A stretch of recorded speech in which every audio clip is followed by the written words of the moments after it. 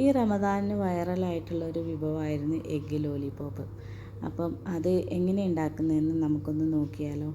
അപ്പോൾ ആദ്യം നമുക്കിതിലെ ഇൻഗ്രീഡിയൻസ് ഒക്കെ ഒന്ന് വഴറ്റിയെടുക്കാം. ഇത് നമുക്ക് വഴറ്റിയെടുക്കാതെ ഉണ്ടാക്കാനായിട്ട് പറ്റും കേട്ടോ. അപ്പം ആദ്യം ഒരു പാനിലേക്ക് 2-3 ടേബിൾ സ്പൂൺ ഓയിൽ ഒഴിച്ച് കൊടുത്തിട്ടുണ്ട്. അതിലേക്ക് ഒരു വലിയ സവാള ചെറുതാക്കി അരിഞ്ഞിട്ട് കൊടുക്കുന്നുണ്ട്. പിന്നെ ഒരു ചെറിയ കഷ്ണം ക്യാപ്സിക്കം കൂടി ഇട്ട് കൊടുത്തിട്ട് നന്നായിട്ടൊന്ന് വഴറ്റിയെടുക്കാം. ഇനി ഇതിലേക്കുള്ള മസാലകളൊക്കെ ചേർത്ത് കൊടുക്കാം. ഒരു 1/4 ടേബിൾ സ്പൂൺ മഞ്ഞൾപ്പൊടി ചേർത്ത് കൊടുക്കുന്നുണ്ട്. ഒരു 1/2 ടേബിൾ സ്പൂണ് കുരുമുളക് പൊടി ചേർത്ത് കൊടുക്കുക. പിന്നെ ഒരു 1/4 ടേബിൾ സ്പൂണ് ഗരം മസാല ചേർത്ത് കൊടുക്കുന്നുണ്ട്. പിന്നെ ഒരു 1/2 ടേബിൾ സ്പൂണ് ചിക്കൻ മസാലയും കൂടെ ചേർത്ത് കൊടുക്കാം. അപ്പോൾ ഇതിൻ്റെ ഇൻഗ്രീഡിയൻസൊക്കെ ഞാൻ ഡിസ്ക്രിപ്ഷനിൽ കൊടുക്കുന്നതാണ് കേട്ടോ. ഇനി ഉണ്ടാക്കാത്തവർക്ക് അതിൽ നോക്കിയിട്ട് ഉണ്ടാക്കാമല്ലോ. പിന്നെ ആവശ്യത്തിനുള്ള ഉപ്പ് കൂടി ചേർത്ത് കൊടുത്തിട്ട് നമുക്കിത് നന്നായിട്ടൊന്ന് വഴറ്റിയെടുക്കാം. അതിന് ശേഷം ഇത് നമുക്ക് വേറൊരു പാത്രത്തിലേക്ക് മാറ്റി കൊടുക്കാം കേട്ടോ. ഇനി ഇതിലേക്ക് ചേർത്ത് കൊടുക്കുന്നത് ചിക്കൻ വേവിച്ചതാണ്.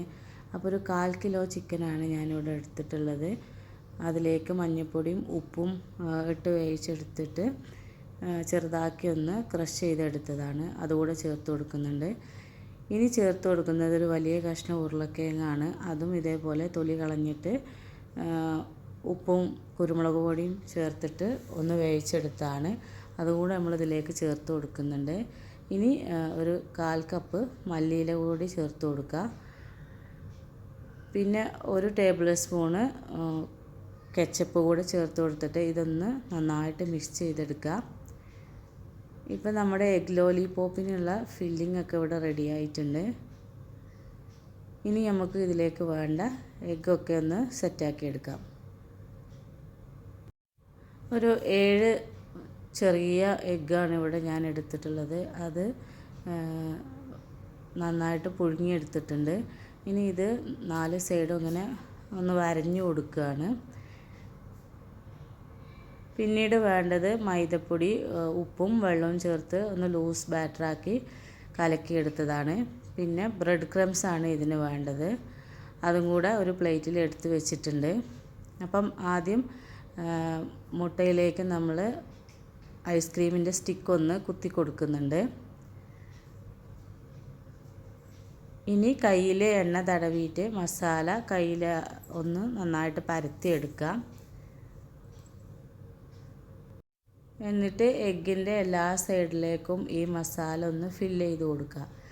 ഈ എഗ്ഗ് ലോലിപോപ്പ് ഉണ്ടാക്കുമ്പോൾ ശ്രദ്ധിക്കേണ്ട ഒരു കാര്യം എന്താണെന്ന് വെച്ചാൽ കൂടുതൽ മസാല നമ്മൾ നിറച്ച് കൊടുക്കുമ്പോൾ അത് ഓവറാവാൻ പാടില്ല എന്നുള്ളതാണ്.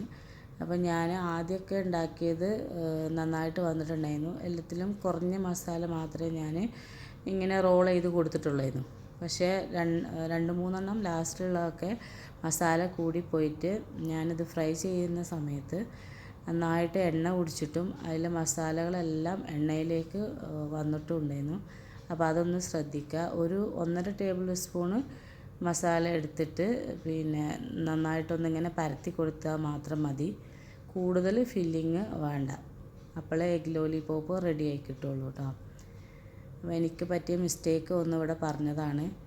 അപ്പോൾ നമ്മുടെ എഗ്ഗ് എല്ലാം മസാലയിലൊക്കെ ഒന്ന് കവർ ചെയ്തെടുത്തിട്ടുണ്ട്.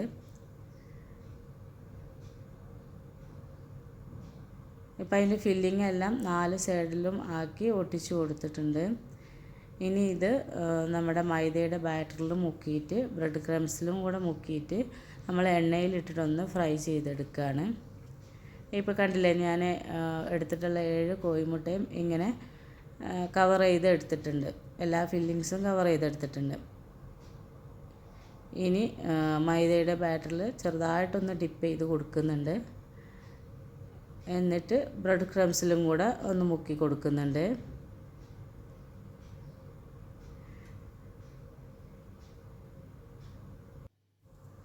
ഇനി നമ്മൾക്ക് ഓരോന്നായിട്ട് ചൂടായ എണ്ണയിലിട്ടിട്ടൊന്ന് വറുത്തെടുക്കുക. അത് മസാലകളെല്ലാം വഴറ്റിയതായതുകൊണ്ട് നമുക്ക് പെട്ടെന്ന് തന്നെ ഇത് വെന്ത് കിട്ടും. 4 സൈഡും ഒന്ന് ബ്രൗൺ ഷെയ്ഡായി കിട്ടിയാൽ മതി. നമുക്ക് ഈ ഐസ്ക്രീമിൻ്റെ സ്റ്റിക്ക് വെച്ചിട്ട് തന്നെ ഒന്നിങ്ങനെ തിരിച്ചിട്ട് കൊടുത്താലും മതി കേട്ടോ. അപ്പോൾ പതുക്കെ വേണം നമ്മളൊന്ന് മറിച്ച് കൊടുക്കാനായിട്ട്. ഇതേപോലെ ബാക്കിയുള്ളതും നമ്മൾ എണ്ണയിലിട്ടിട്ടൊന്ന് വറുത്തെടുക്കാം. അപ്പം നമ്മുടെ ടേസ്റ്റി ആയിട്ടുള്ള എഗ് ലോലിപോപ്പ് ഇവിടെ റെഡിയാവും. ഇത് ചിക്കൻ്റെ മസാലയും പിന്നെ ഉള്ളിലൊരു കോഴിമുട്ടയും ഒക്കെ ഉള്ളതുകൊണ്ട് കയ്യിലൊരു സ്റ്റിക്കും ഒക്കെ വെച്ച് ഇങ്ങനെ കഴിക്കുന്നതുകൊണ്ട് കുട്ടികൾക്കൊക്കെ കഴിക്കാൻ നല്ല ഇഷ്ടമായിരിക്കും. ട്രൈ ചെയ്യാത്തവരൊക്കെ ഉണ്ടെങ്കിൽ ഒന്ന് ട്രൈ ചെയ്ത് നോക്കാം. എന്നിട്ട് നിങ്ങളുടെ അഭിപ്രായങ്ങളൊക്കെ ഒന്ന് കമൻ്റായിട്ട് ഒന്ന് അറിയിക്കാം.